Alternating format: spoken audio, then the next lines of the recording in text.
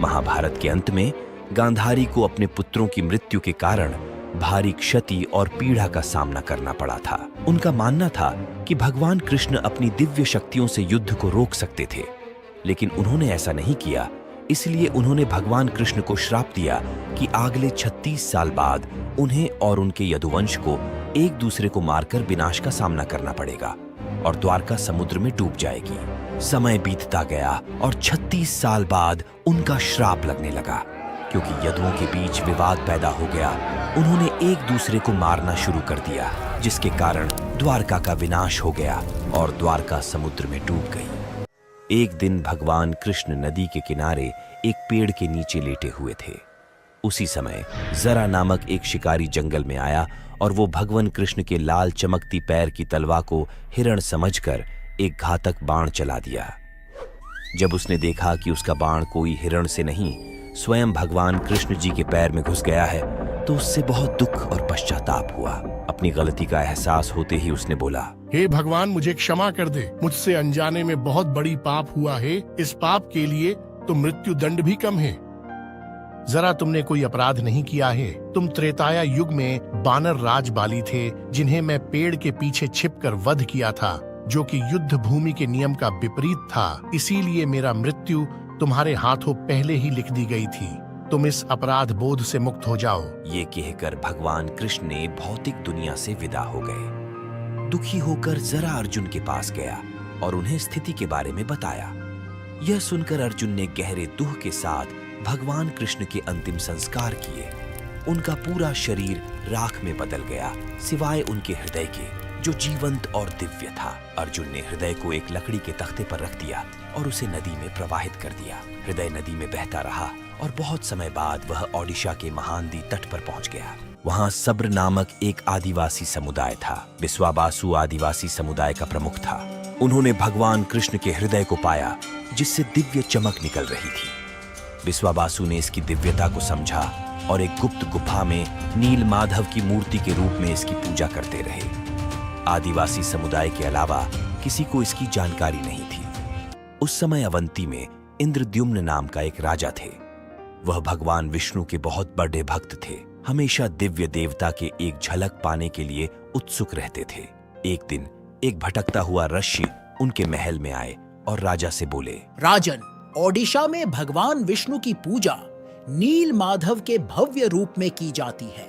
आपको ओडिशा के भीतर इस पवित्र स्थान का सटीक स्थान अवश्य खोजना चाहिए। राजा इंद्रद्युम्न बहुत प्रसन्न हुए और उन्होंने तुरंत ब्राह्मण पुजारी विद्यापति को ओडिशा जाकर नील माधव की खोज करने का आदेश दिया। राजा के आदेश का पालन करते हुए विद्यापति ओडिशा की यात्रा पर निकल पड़े। एक लंबी और कठिन यात्रा के बाद ओडिशा पहुंचने पर विद्यापति को गुप्त स्रोतों से पता चला कि सब्रों के नेता एक छिपी हुई गुफा के अंदर नील माधव की पूजा करते हैं। विद्यापति सब्र द्वीप में महानदी के तट पर जंगल में पहुंचे। सब्र राजा विश्वाबासु ने विद्यापति की अगवानी की। विद्यापति ने विश्वाबासु से कहा, महाशय, कृपया मुझे दिव्य पूजा का स्थान दिखाएं। मैं यहाँ बहुत विश्वास के साथ आया हूँ। मुझे माफ करो, मैं तुम्हें उस स्थान पर नहीं ले सकता। अब मैं क्या करूँ? यदि मैं इस प्रकार लौट गया तो राजा को क्या उत्तर दूंगा? मुझे कोई दूसरा रास्ता खोजना होगा। विद्यापति उसी गांव में रहने लगे। कुछ ही दिनों में उन्हें विश्वाबासु की बेटी ललिता से प्रेम हो गया और उन्होंने शादी कर ली। विवाह के कुछ दिन बाद विद्यापति ने अपनी पत्नी से कहा, ललिता, क्या आप अपने पिता से हमें नील माधव की एक झलक दिखाने का अनुरोध कर सकती हो? आपके पिता आपके अनुरोध को अस्वीकार नहीं करेंगे। ठीक है, मैं निश्चित प्रयास करूंगी। मुझे अपने पिता से बात करने दो। ललिता अपने पिता से बात करती है। ठीक है, लेकिन मेरी एक शर्त है। विद्यापति अपनी आंखों पर पट्टी बांध कर जाएंगे। विद्यापति ने शर्त मान ली, लेकिन चतुराई से कुछ सरसों के बीज अपने साथ ले जाते हैं। रास्ते में छिपी हुई गुफा का रास्ता याद रखने के लिए सरसों के बीज को गिराते हुए जाते हैं। गुफा में पहुंचकर विद्यापति ने नील माधव की दिव्य छवि देखी और मंत्रमुग्ध हो गए। गुफा से लौटकर विद्यापति ने राजा इंद्रद्युम्न को सारी बात बताई।